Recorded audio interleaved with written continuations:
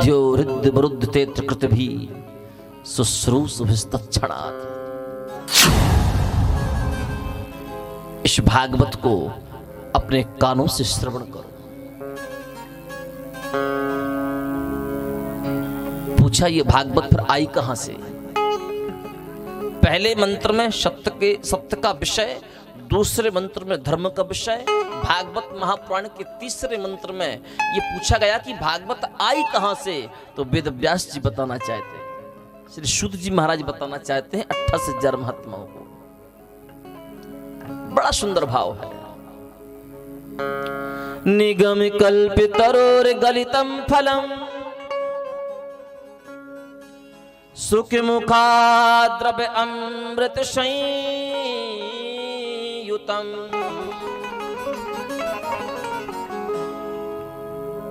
बोले जो वेद है ना, 4 वेद, ऋग्वेद, यजुर्वेद, सामवेद और अथर्ववेद, ये 4 वेद, ये निगम यानी वेद, बोले हमारे जीवन का कल्प वृक्ष है। जो 4 वेद है क्या है? कल्प वृक्ष। समझ में आ रहा है कि नहीं आ रहा है?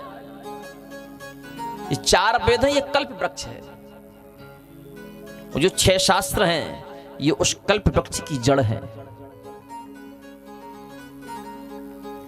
17 पुराण हैं, वो उस कल्प वृक्ष की सुंदर सुंदर शाखाएं हैं, हरे हरे पत्ते हैं।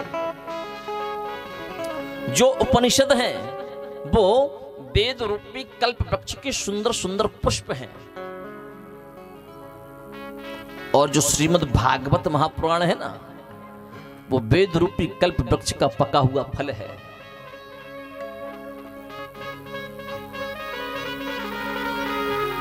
बोले पका हुआ फल? बोले हाँ। तो बोले शुश्रूषुभिस्तत्क्षणात्, इस पके हुए फल को सुनना है, खाना है, पीना है, देखना है, दर्शन करना क्या है? बोले इस पके हुए फल को ना खाना ना सुनना, इसको तो पीना है। आगे लिखा है पिबत भागवतम रसमालयम। इस वेद रूपी कल्प वृक्ष के पके हुए फल को पियो। भागवत में ये नहीं लिखा कि श्रृणुत भागवतम रसमालयम। व्यास जी चाहते तो ये लिख सकते थे, लेकिन सुनने के लिए व्यास जी ने एकदम मना कर दिया कि भागवत सुनने का विषय नहीं है, भागवत पीने का विषय है। कभी कभी सुनने में गलतियां हो जाती हैं। इस कान से सुनते हैं और इस कान से निकाल देते हैं। तो ये भागवत सुनने का विषय नहीं है। वो जो एक बार पी लें तो फिर वो निकलता थोड़ी है, सीधा जाकर के अंतःकरण में प्रविष्ट हो जाता है। तो पिबत भागवतम रसमालयम, इस भागवत रूपी रस को पीना है। 28,000 महात्माओं ने पूछा कि इस फल में गुठली भी होगी, छिलका भी होगा, गुठली का क्या करना है, छिलके का क्या करना है? सूत जी महाराज ने कहा कि इस फल में ना गुठली है और ना छिलका है, इसमें तो रस ही रस है। 28,000 महात्मा कहने लगे पागल बना रहे हो, भला ऐसा कोई फल हुआ है कि जिस फल में ना छिलका हो ना गुठली हो और रस ही रस हो? ये तो पागल बनाने वाली बात हो गई। सूत जी महाराज कहते हैं कि वास्तविकता में इस फल में ना गुठली है ना छिलका है, इसमें तो रस ही रस है। बोले हम नहीं मान सकते, संभव ही नहीं। तो सूत जी महाराज पूछना चाहते हैं महात्माओं से कि तुम सच सच बताना, ऐसा कोई वृक्ष है कि जिसमें लकड़ी ना हो और पत्ते ही पत्ते के बल पर वो विशाल वृक्ष बन जाए?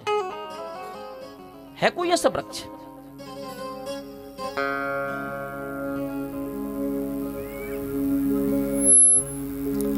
से जर महात्मा कहने लगे हमको तो पता नहीं है, वो तो आप बताओ।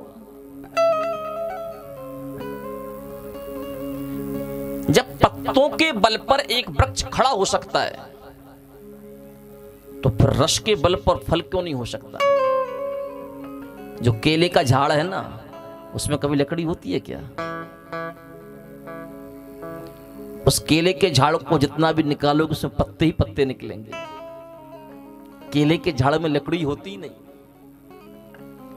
पत्तों के बल पर वो विशाल एक वृक्ष बन जाता है, पुष्प भी देता है, फल भी देता है, छांव भी देता है, और तो और भगवान के पूजन के काम में भी आता है। उसका पत्ता भी पूजन के काम में आता है, उसका पुष्प भी काम में आता है, उसका फल भी पूजन के काम में आता है, उसकी जड़ भी आयुर्वेदिक औषधि के काम में आती है।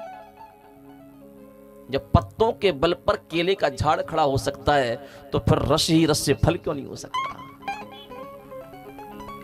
तो इस भागवत रूपी फल में ना छिलका है ना गुठली है, इसमें केवल रस ही रस है। तो इस रस को करना क्या है?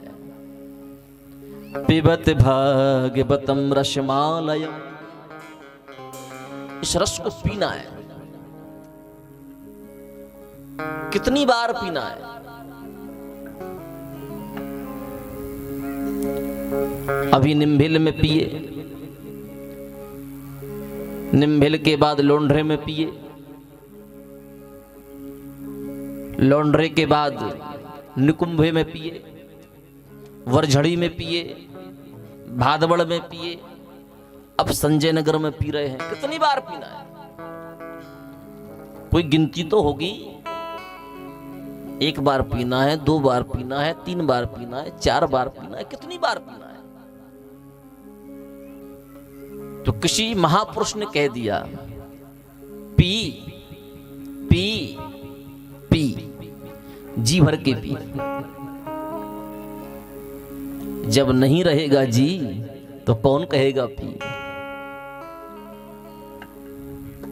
जब तक जीवन है तब तक पियो। क्या पीना है? कुछ और मत समझ लेना, नहीं तो सोचो कि महाराज जी ने तो पीने की बात कही है तो छुट्टी है। मैं वो पीने की बात नहीं कर रहा हूं, मैं भागवत रूपी रस पीने की बात कर रहा हूं।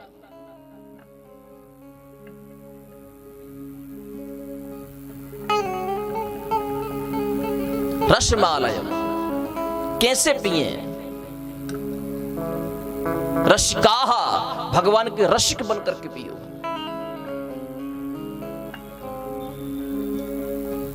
भावुक बनकर के पियो। मुहुर्मुहु बोले बार बार पियो।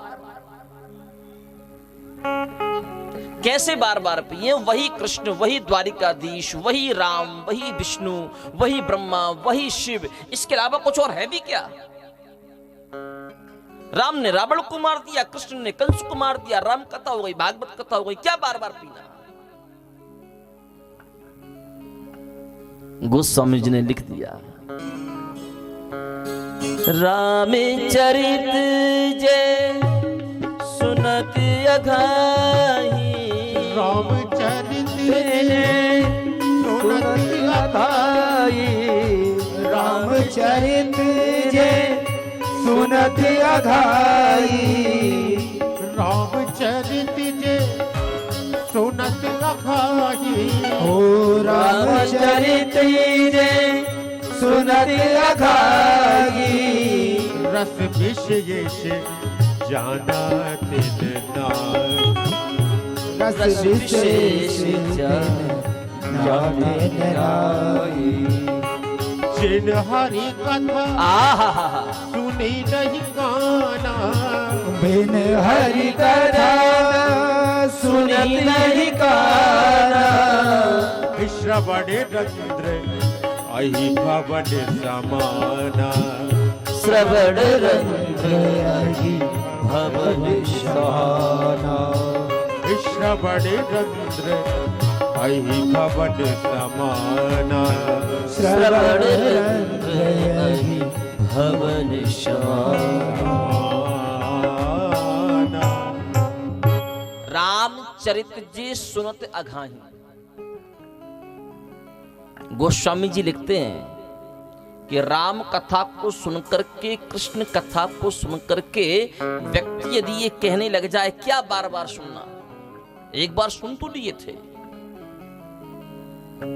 तो निश्चित रूप से समझना कि रस विशेष जाना तिन नाही, उसने राम कथा के, कृष्ण कथा के रस को समझा ही नहीं, उसको स्वाद नहीं लगा।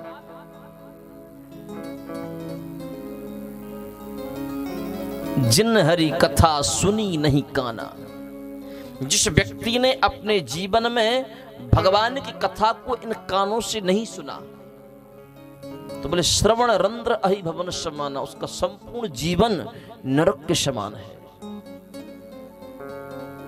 ये जो कान है ना, ये संसार की निंदा सुनने के लिए नहीं है, ये जो कान है ये भगवान की कथा सुनने के लिए है। ये जो आंख है ना, ये दुनिया की सुंदरता को देखने के लिए नहीं है, ये आंख भगवान के दर्शन करने के लिए है।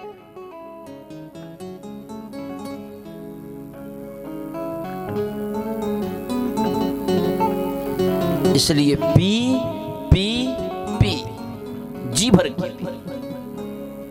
जब नहीं रहेगा जी तो कौन कहेगा पी। जब तक जीवन है तब तक पियो।